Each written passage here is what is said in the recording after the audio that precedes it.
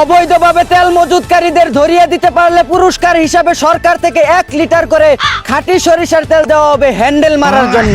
জানা গেছে এই খবর শুনে দেশের সব সিঙ্গেল পোলাপান আশেপাশে থাকা পাতি নেতাদের ঘরে বাইরে চিরুনি তল্লাশি চালাচ্ছে।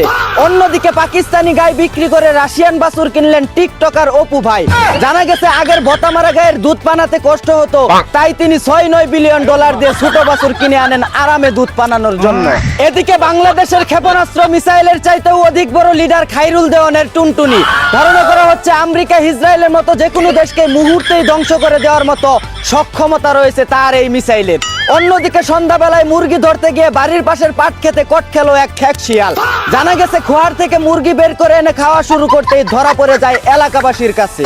এদিকে গাঞ্জা খাওয়ার দোয়া শিখালেন এক টাকলা চুদনা।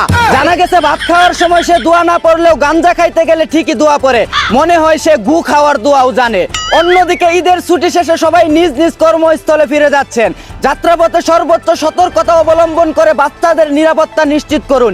কেউ তাড়াহুড়া করবেন না, কারণ একেবারে না ফেরার চেয়ে দেরিতে ফেরা অনেক ভালো। এতক্ষণ শুনছিলেন দেশের সংবাদ, এখন শুনবেন আন্তর্জাতিক। ইরানের মিসাইল হামলার অপেক্ষায় থাকে কিছু ইসরায়েলি মাদারবোর্ড। জানা গেছে তারা রেস্টুরেন্টে খাওয়া শেষে মিসাইল আসার অপেক্ষায় থাকে, সাইরেন বাজাতেই যেন বিল না দিয়ে দৌড়ে পালাতে পারে। অন্যদিকে ইরানের পরবর্তী সর্বোচ্চ নেতা হওয়ার জন্য প্রস্তাব দেওয়া হয়েছিল বলে জানিয়েছেন আল্লামা ডোনাল্ড ট্রাম্প। জানা গেছে নিজের দেশের দায়িত্ব পালন করতে গিয়ে পাসালাল হয়ে গেছে, অন্য দেশের দায়িত্ব নিলে গুয়ার সালবাল কিছুই থাকবে না, তাই তিনি তা প্রত্যাখ্যান করেন। এই ছিল দেশ বিদেশের সর্বশেষ খবর। চায়না থেকে আগত মিস্টার চুদলিং পংকে সাথে নিয়ে আমি ছিলাম চিন্তা করো মজিবর। শুনছিলেন আপনারা আবাইত্তা টিভির দুঃসংবাদ।